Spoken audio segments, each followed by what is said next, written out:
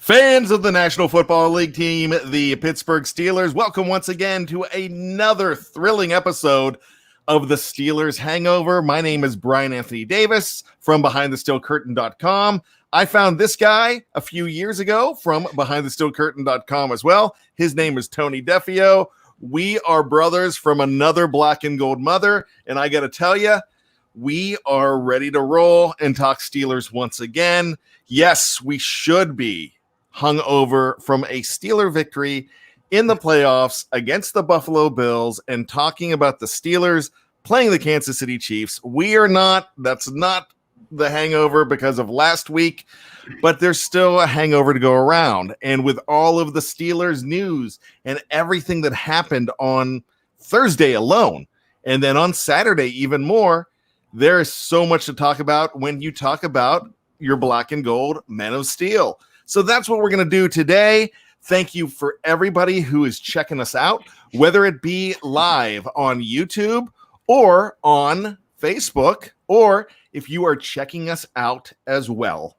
Now, a programming note, you might notice that this is not 5 p.m. Eastern. It's a little bit later because of stuff in our personal lives. We did have to go ahead and move it. We're probably going to be going in the 8 o'clock p.m. Eastern Standard Time hour going forward. With that being said, thanks for everybody that is hanging out with us. AJ Gavin Anthony wants to know, why is it still called the Hangover? Well, there's plenty to still be hungover from. We did change it last year to the Q&A, but I'm toying keeping it as the Hangover right now as we speak. We're changing the names of some show. I haven't really decided yet. We're going to see how it goes, but I'm still hungover. Tony, aren't you? I certainly am. And Steelers Hangover, Q&A, whatever you want to call it, it's still us. So, I mean, you know. Basically. It's the same thing. But I am still hungover. It's been, 8 days now? Whew. That's a bender. Yeah, that's a bender. I need some help, I think. The off-season bender. You know, we are children of the 80s, Tony. You and I, yes. We grew up in the 80s. So we can even call it Steeler D&D. There you go. Not as dorky, Dragons, right? Well, hey, we might be more dorky than Dungeons and Dragons, but that's okay. I'm cool with that. I recognize that. I played that. Yeah, did you really? I think I did in the early 80s. I was never obsessed with it, but I remember playing it. I think it was on Intellivision. You know, I think it would have been cool to I mean, did they had a dice version of they had a video game version of it? I didn't know that. That's really cool. It could have been, it might have been something else, but who knows? It was 38 years ago. Well, as a huge fan of Stranger Things, I got to tell you, I know it's coming back. My kids actually started playing it as well. So I'm seeing a lot of people in the live chat. Great friends in the live chat. Glad to hear from you. Remember, if you want to throw in a super chat, feel free. That puts you to the top of the queue. And if you're on Facebook and you're still learning what we've got going on here, hey, just go ahead, chime in. We love to have you as a part of our Steeler family, and we are absolutely a Pittsburgh Steelers behind the steel curtain family. We love having you all here, and it's great. It's the off season, and we have a lot of people watching us live, and there's no games going on. That's awesome. There are games, and we're going to talk about that, but we're going to talk about it with a D&D Tony and Bryan spin. We're going to talk about the games yesterday and on Saturday. Look, I'm happy. I'm not one of those guys that says, all right, the Steelers are gone. Let's go ahead and root for the AFC North. Nope, not me. That's not my style. Are you like that, Tony? Never to North, other than the Steelers. I just can't. I have a good friend who's a Patriots fan who's cheering for the Bills. I'm like, what are you talking about? How could you cheer for the Bills? Like, I mean, I could see us cheering for the Bills, but he's a Patriots fan cheering for the Bills. I can never cheer for the Ravens or the Browns or the Bengals in the playoffs. Yeah, I really can't either. It was hard enough for me to root for the Chiefs yesterday, but I was rooting hard for the Chiefs, and I thought that was going to end with a Cleveland Browns victory, and I would have been despondent. I would have not been able to handle that because I'm not buying what the Browns are selling. I don't think they're a classy team. I feel everything Travis Kelce said about the Browns shouting, "This is what we do. This is what we do," when they knocked Pat Mahomes out of the game with a concussion. Excuse me, Patrick. I'm sorry, Mrs. Mahomes. I know it's Patrick. I have to do that. But, I'm just not a fan of the Cleveland Browns. In fact, I'm starting to abhor them more than I hate the Ratbirds of Baltimore and the Cincinnati Bengals. That's just me. Right. Yeah. So go ahead, Tony. Well, no, I just, in reference to Mahomes, it just shows you how unstable and flimsy life can be in the NFL. I mean, if the Chiefs don't have him next week, I mean, I'd give them the least, the lowest odds of advancing to the Super Bowl of all four teams. So it's just.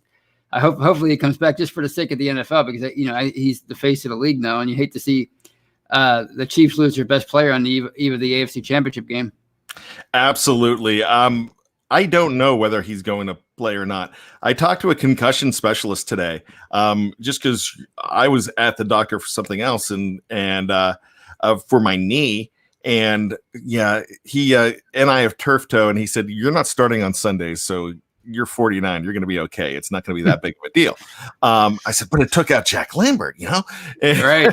That's right. But he was like, "No, you're okay." And then what he said, I specialize in concussions too. I'm like, "All right, we got to talk about Patrick Mahomes." So if I was going to pay a $40 copay, man, I'm getting some sports talk out of this. And he said, "You know what? The thing with him, it just depends whether it's his neck but they have so many people monitoring him. They have so many things they could do to get him back out there, to get him through that concussion protocol, things that we don't have." So it was really interesting, the conversation we had. I want to talk a little bit more about that. I know this is not a super chat. I want to bring this up before I lose this. And Jeremy N. Brinkley says, "I'm afraid us and the Bungles are going to be bottom dwellers next year. I don't know how successful Ben will be in a Canada-run offense." That's what we're going to talk about. That's why the show is called "Could the Steelers Be Repeating History?" And that's with the moves that they're making. We're going to talk about Matt Canada, the relieving of duties of Randy Fichtner, and we're going to be talking about all those things. But I want to get back to the playoff games. And how do you feel that the Steelers would have fared in these playoff games, Tony? If we look at, I'm looking at this objectively. When I'm watching the Buffalo game, I'm realizing that if there's no pick six, Baltimore very well wins that ball game. They very well could have won that ball game. So do you think that pick six in that game was, that's a 14-point swing actually in that situation, because it looked like the Ravens were on their way to a touchdown. So what are your thoughts on that? Oh, I agree. As far as how the Steelers would have fared, if you remember the Monday night, or was it Sunday night? The Sunday night game late in the season, that game was Pittsburgh had control of the game until Ben threw a pick six, and that seemed to turn the tide, to change momentum, and Pittsburgh never quite got it back. So, I think had they gotten past the Browns, that's a big if, the way that game unfolded. I think they could have gave the Bills a really good game and maybe even squeaked out a victory. Yeah, Steelers Pittsburgh says Buffalo only rushed for like 50 yards. Yeah, I understand that too. You never know what Steelers team would have showed up if they would have pulled out that game against Cleveland. Maybe they're riding an emotional high. They didn't exactly do that. They really didn't do that after the emotional high of coming back against Indianapolis. So the Steelers are probably where they belong. I know it's hard to say that they would have went to the Super Bowl. They would have given the Chiefs a game, but it's interesting that the Browns gave the Chiefs a game, but did they only give the Chiefs a game because Patrick Mahomes was in the blue tent? Yeah. Here's how much I thought the Chiefs had the game in the bag. Once they had the interception early in the third quarter and had it first and goal, I think I changed the channel and started watching Wayne's World. I'm not even kidding. I I was like, all right, this game's over. And then I was shocked to see that Mahomes was out and Chad Henne was in. So I turned the game back on. So I think if Patrick Mahomes wouldn't have gotten hurt, I think they would have blew him right out of the stadium. Okay, here's the main question. How do you think Tia Carrere holds up 28 years later? I haven't seen her lately. I usually Wikipedia stuff like that when I'm watching an old movie. I think about that. I should have looked her up. I don't know what she looks like today. There you go. I love it. You're watching Wayne's World. Awesome. So, really, the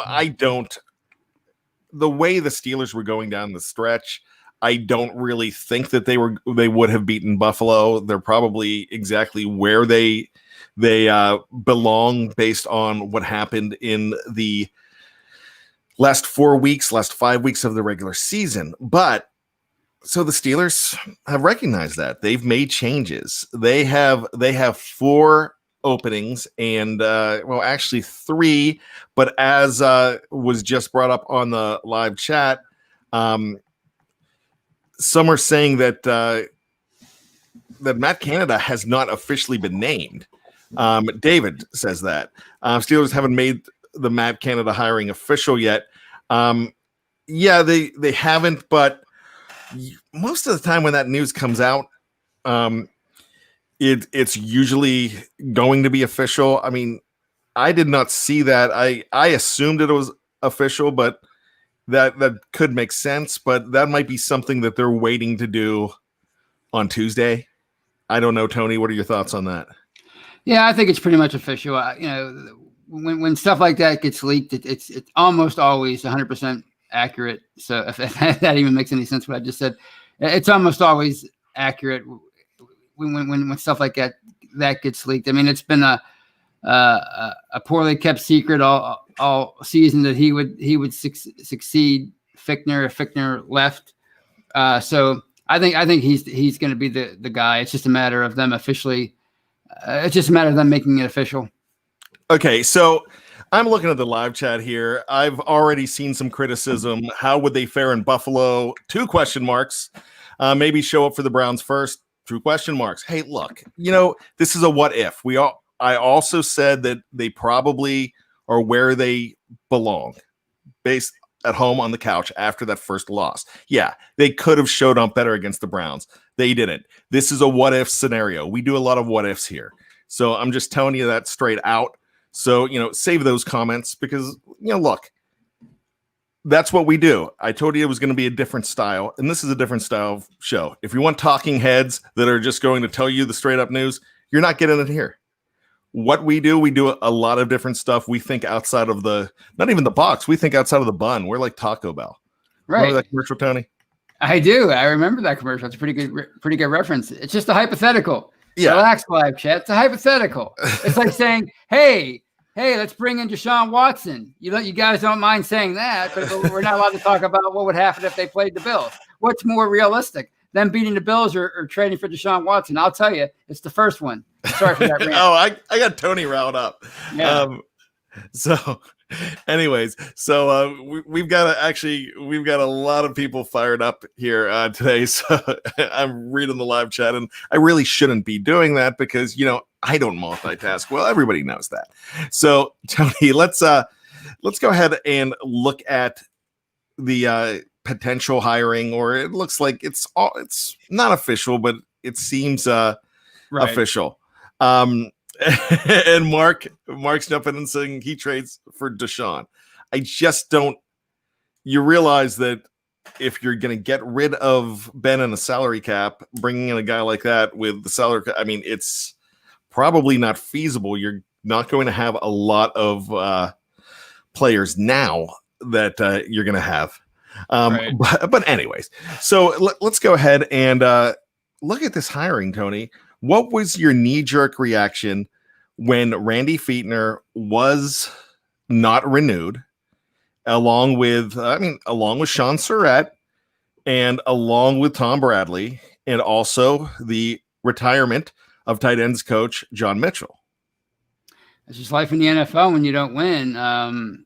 Yeah, they didn't make the playoffs for 2 years in a row with Fichtner as the coordinator, and they went one and done in his third year with Ben back. And I always, I was kind of a supporter of Fichtner, but I know how this goes. I mean, they had to make a change. The way that offense stumbled down the stretch, and we said all off season and early in the season that they were going to go as far as Ben and the offense could take them, even though they have a great defense. And for that offense to fail the way it did over the last 6, 7, 8 games into the playoffs, it was time for a change. And I just put on the live chat, I made a mistake there. I realized as soon as I said it, not John Mitchell. I was talking about James Daniel. So my apologies there. But anyways, you know what? Gosh, I get what everybody's saying that, you're going in-house. This is a completely different system, that Ben's not going to be able to handle the system. You're kind of in a position where you don't hire who Ben wants. You don't really even consult him in this situation. You just go where you want to go. And when I found out that Fichtner was gone and I saw that Miami was interviewing one Matt Canada, I'm thinking, well, we're going to find out how much the Steelers really want this guy. Right. And obviously, if they're going to go ahead, because my thing on Fact or Fiction the other day too, Tony, was I was saying, look, you're not going to see the Steelers make a move quickly at this to fill this spot unless there's one guy that they want, and that's Matt Canada. And that's why they did it. So apparently that's what they want to do. They want to go ahead and get Matt Canada. What are your thoughts as far as that? Do you feel that Ben Roethlisberger, who announced that he's coming back for one more year, could work in this situation? I think it could work, but it's going to have to be a marriage of philosophies, I think, between Canada and Ben. At the age of 39, it's not like it was in 2012 when they brought in Todd Haley and said, all right, tweak your game, and they totally changed Ben's game. You can't do that now, I don't think. I mean, yeah, you have to tweak it. You have to make some changes, but you can't ask a 39-year-old quarterback to totally change his spots. So I think it's going to be Canada. This will be his first time as a offensive coordinator at the professional level. I know he has a lot of experience at the college level, so it's going to be interesting to see what happens. I think we saw early in the year the kind of things that Canada brought to the table with the motion offense and everything. So it'll be interesting to see how they can kind of blend philosophies, because I think it's you have to do at this stage. You can't ask Ben to come back for one more year and then totally learn a new system. I don't think it's realistic, but I think it could work if they're willing to work together. Yeah, it could. We don't really know how much influence Matt Canada had in 2020. We really don't know officially, because Randy, when things were going well, Randy would say, "Hey, it was me." When Ben was drawing up plays in the dirt in Dallas and against Indianapolis, Randy was like, "Hey, it's me." Ben's like, "No, I was doing it." The wide receivers were saying, "No, Ben was doing it." We don't know exactly what the influence of Matt Canada was. Could have there been a lot of influence? Maybe not, because there was not much of there was really no preseason as far as games go. And there was not a situation where they could go ahead and get a lot of that influence in camp. So you might see a whole lot more. And actually, they probably have even more of a Zoom culture now, where they can do a lot of meetings. You saw how well the Cleveland Browns did with Zoom meetings when they couldn't meet. Dave Schofield actually thought that was going to be a benefit for the Cleveland Browns, and it turned out not hurting them, because when you're studying more tape, you're doing so much more when you're on the computer and you're not in practice. So that's something to look at there. So the question is that I'm going to have for everybody is this. Is this just a rental year for Ben Roethlisberger? I mean, or is this a lame duck year for Ben Roethlisberger? Is this his last year? So that's my first question. My second question is, are the Steelers repeating history by going straight to their quarterback's coach instead of looking for a change and going outside of their organization. So that's what I'm going to ask, and we're going to do that when we come back after a break here on the Steelers Hangover. If you are on YouTube or Facebook, just stick around, stretch real quick, and we will be right back in about 5 seconds. If you're checking us out on any of our family of podcasts where you download your favorite podcast, just go ahead over, click on Hangover number 2, and we'll be right back with you.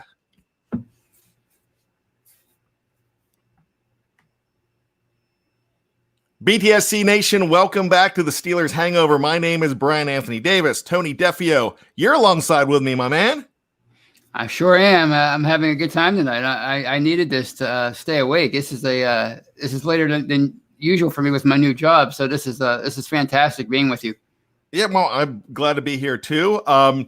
Tony got a chance to hear the chaos that goes on in the bad house between 8 and 9 o'clock with all of the chaos.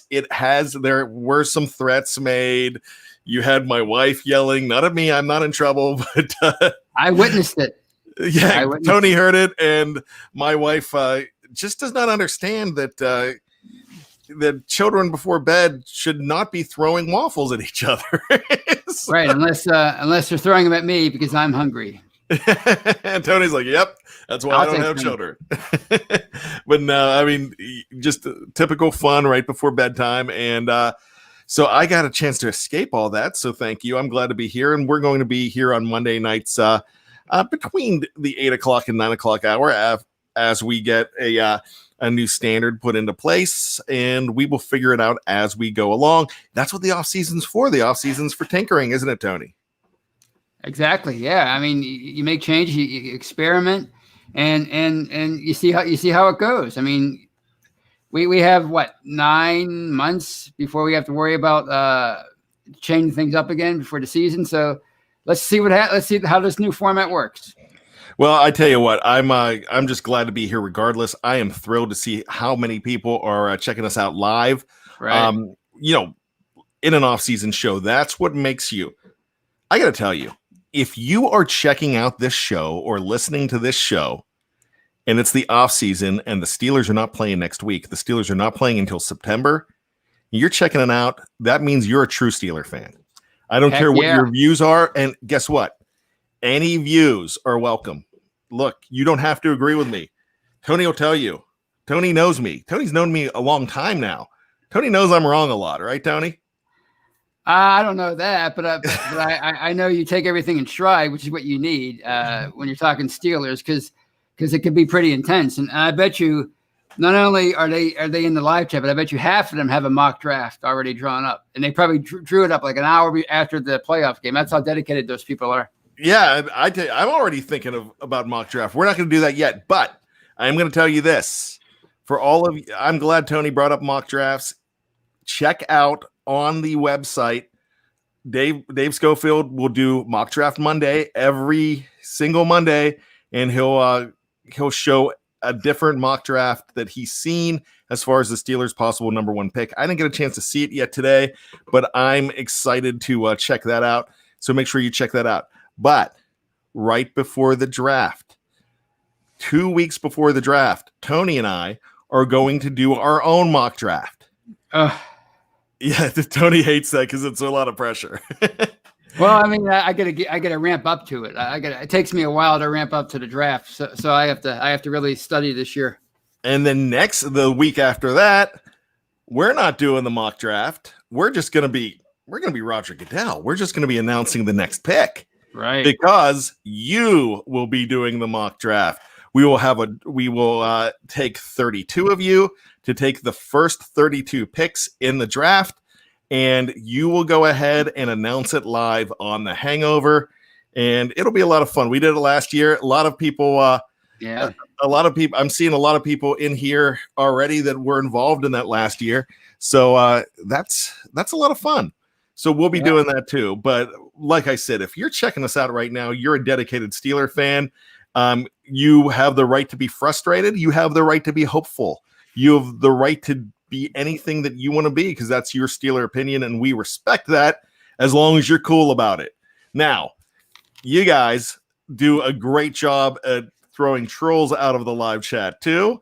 And gosh, we had a really bad one the other night on actually I had it on.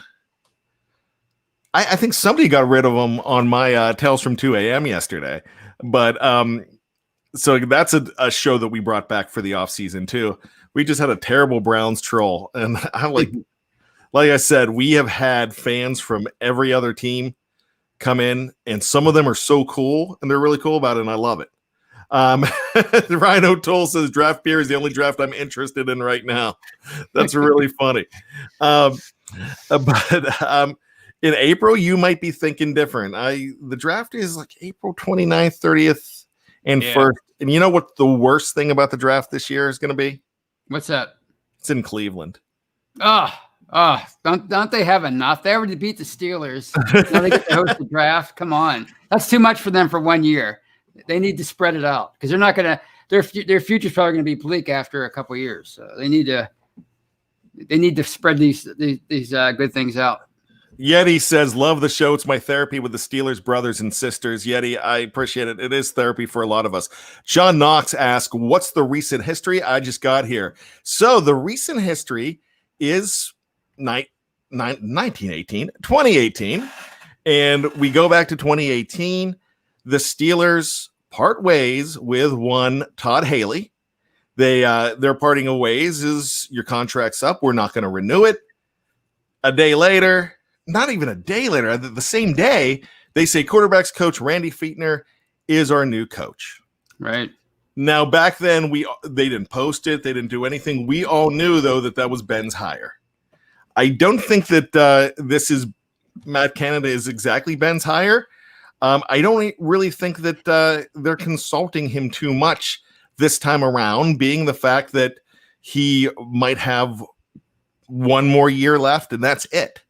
Some people feel that you should usher Ben out the door and say, okay, thanks. Here's your gold watch. We'll see ya. We don't need you anymore. They did that with Troy Polamalu. I'm not a big fan of that. But I also feel that Ben as a leader should be the one that plays ball and works with whatever situation he has. This could be a transition year. You can't make this change right now just to please one guy. Right. And that's all I'm trying to say, Tony. Am I off base on that? No, I mean, you have to think about the future as far as your team is concerned, your organization. But if you're going to keep Ben for one more year, you don't do that if you think it's going to be a transition year. So I think if they keep him around, which I don't see them cutting him. I think it would just be too much of a cap hit for them. And if he wants to come back, then you're going to lose some players. But you knew that anyway. You knew going in to the season you were going to lose maybe a Juju, a James Conner, a Dupree. So if you're going to keep Ben for one more year, then you're probably going to do that with the mindset of going for it next year and trying to get that Super Bowl on the way out the door. And they have a guy in Matt Canada who has a different philosophy than Ben's used to.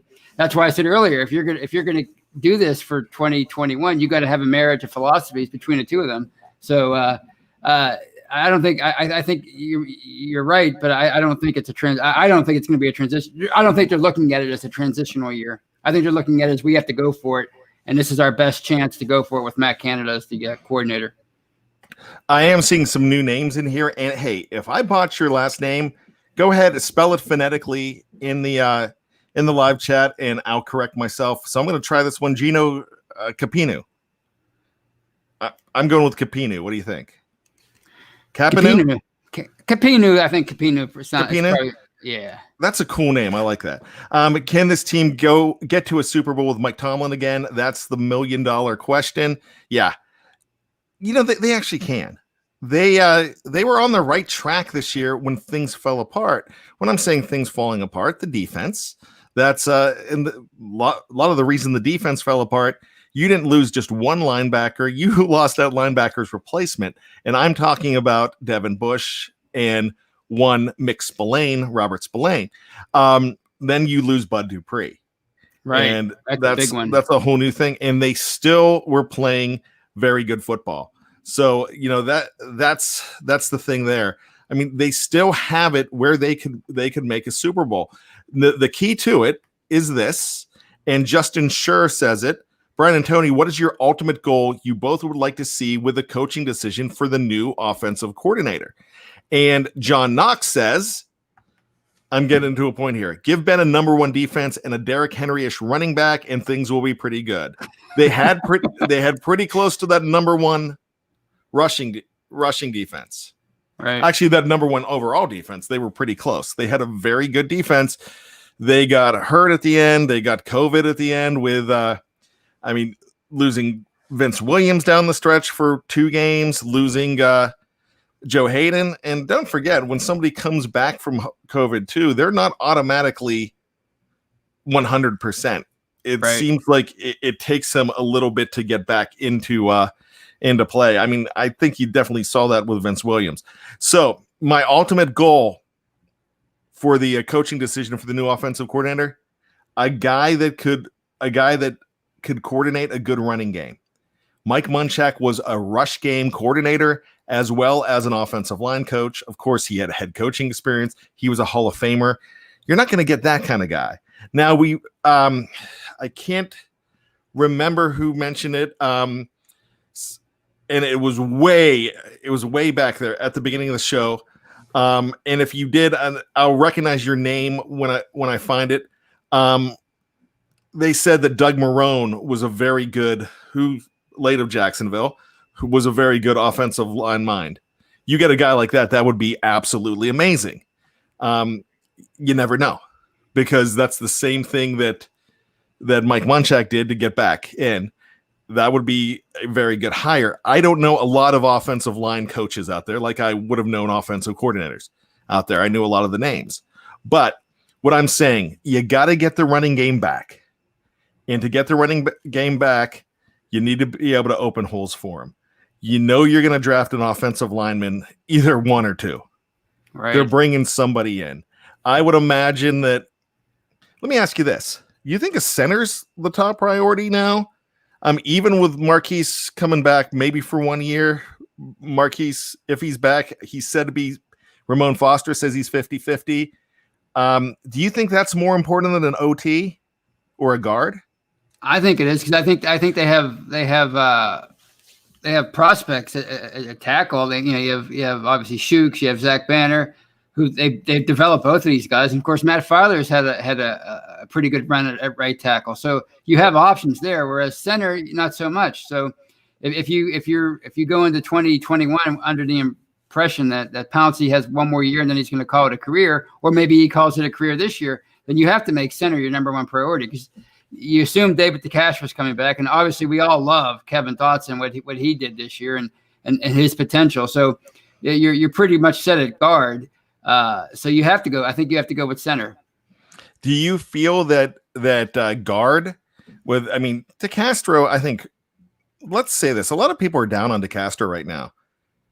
I think he was hurt a majority of this year. Now he's not one of those guys that's going to come out and say played hurt all year. That's one of my least favorite things to hear after a bad game in the playoffs, or like when Mike Mitchell did it. You've heard a lot of people do that. Oh, I played hurt. The excuse comes when they're gone. And I know that's probably petty of me to say, but don't come out with that. If you're playing hurt, I respect that, but don't use it as an excuse. DeCastro is not the kind of guy that would do it. You know who else wouldn't do it? And this is one of the reasons I have the greatest respect for Chris Boswell. He refused to say whether he was hurt or not. Mm-hmm. And a lot of the whispers were that he was hurt. Right. He was hurt a lot this year, but he didn't miss a field goal this year. If he did, he missed 1, but I know he missed 4. No, he was perfect on field goals. He missed 4 extra points. But there's definitely different situations for that. But all I'm saying is, DeCastro was playing hurt. I think you might see a rebound from DeCastro. I don't expect Big Al to be back. Right. Because he is a free agent, I just don't. And there have been a lot of rumblings that he was on a 1-year plan anyways.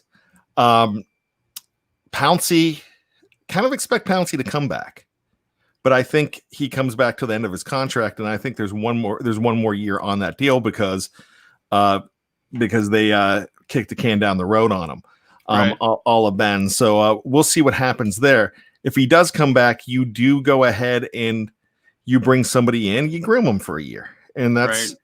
and who's to say you're going to have Pouncey for 16 games? But if you can get back to the original question, if you can get a guy that could help them run the ball better again, and actually get a guy that runs the ball better, which I think they're going to be looking at a running back.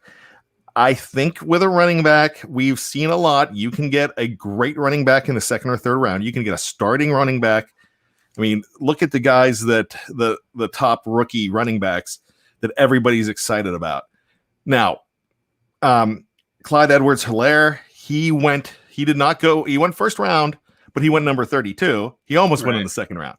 Right. But Jonathan Taylor, a guy that everybody's excited about in Indy, J.K. Dobbins, some people are upset that the Steelers didn't pick him. I'm still happy with Claypool. I'm fine with that. But J.K. Dobbins is another guy. Those guys were second rounders. And not only second rounders, they were they were on the later end of the second round. Right. Yeah, that's where you get those guys now. That's their new first round, the second round. You got Le'Veon Bell in the second round. And you were picking at number 17 then. So those are things that you can go ahead and look at. So those are possibilities. But all I'm saying is that's a big thing. If you can get that running game back into place, I feel that with another year of Ben Roethlisberger, you're going to be okay if that running game's in place. If you can have a resurgence, one more Ben doesn't kill you. It doesn't. And right. I have a feeling that he's had some experience with Matt Canada, but you want to have it in place that you have the right guy for when number 7 is not there. So that's what I'm looking at, Tony. Yeah, and it doesn't take much to tweak Ben's game at this point. I think as far as being more effective with the running game, obviously you need a talented running back and you need talented linemen who can open holes. But I think a lot of people have said this is you need Ben to under center more. I think that would make the running game more effective, and you need him to commit to play action pass and things of that nature. These are all things that he did early in his career, And I realized that all went away when they brought Todd Haley in and made him a quick strike, passer, get rid of the ball quicker. So ask him the change. You're not asking him to make a total change. You're just asking him to make little tweaks to his game. And I think that's one of the things that having them under center more would help out tremendously. So Snowman gives us $5. Thank you so much, Snowman. You're our buddy. We appreciate you. What do you guys think of the NFL canceling the NFL Combine? Hey, I think that the way it was done last year, I know there was a Combine last year, but there weren't a lot of visits. So what I'm thinking is you're in a situation that it's just the new world, but we can do a lot of virtual workouts. They've shown that they were able to do it last year. So I'm not in. I just briefly saw the news, but I don't have a problem with it because that's our situation right now. And I think it's we're not in a situation where we're out of this mess. Right. So is that official? Was it officially canceled? That's what I saw on Twitter. I forget the guy's name, Tom Pellisario or something. Okay. He reported it, but it's I don't think it's that huge of a deal this year. I mean, I think he said pro days are still open. So, I mean, we're not going to get to hear as much about these prospects as at least not directly during the combine. We'll hear about them with through the draft next, the experts. It'll be kind of like training camp. We didn't get to hear a whole lot about training camp. That's how it's going to be with these draft prospects. We're just not going to hear as much about them as we have over the last 10, 20 years. That's it. And I'll tell you this, who did not have a very good combine last year? Kevin Dotson. You know why he didn't have a good combine? He wasn't invited. Right. Yeah, he wasn't there. But it was good enough to go with the Steelers' second pick in the 4th round. And I got to tell you, you guys, everybody's in love with him. Everybody's in love with Kevin Dotson, and for good reason. In fact, I think that's my next jersey. I'm going with the Kevin Dotson jersey. Is my next one. I was kicking around Highsmith, but I think I'm going Dotson. It's my new guy. I love him. I think he's fantastic. I think he's Ramon Foster 2.0. Absolutely, and that's a good way to look at it. Josh Parker, do you honestly think Ben is able to win another Super Bowl and with Canada as OC? Yeah, you know what? I actually do. And and you will know this. Tony will tell you this. I'm not the ultimate homer where I'm like all sunshines and rainbows. Tony and I are the ones that will pick against Pittsburgh first when in our gut when everybody else. I think Jeff picked Pittsburgh 17 times this year. So there's nothing wrong with that either. I'm just not afraid to go against the Steelers. Gosh, I picked him to lose to the Texans. Like I said, I was wrong, but that's what my gut was telling me at the time.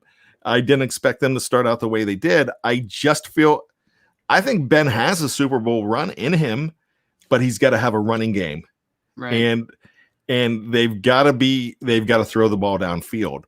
And we are going to find out if that's scheme or not. Yeah, and let's not forget, it wasn't that long ago that we were talking about Ben Roethlisberger as an MVP candidate.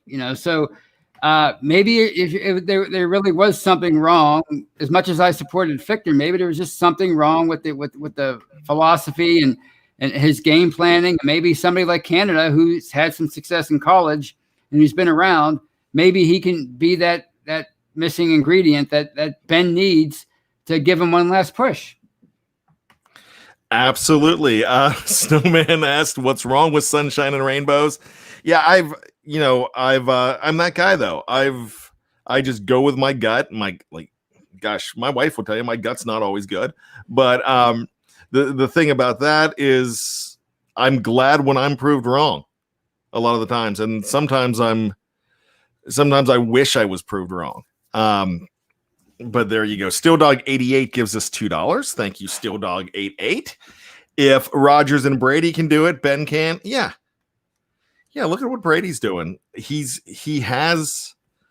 really has a good supporting cast, and that's kind of what you need. He's got a very good offensive coordinator in Byron Leftwich, who he is going to be a head coach in this league. Is there any doubt in your mind, Tony?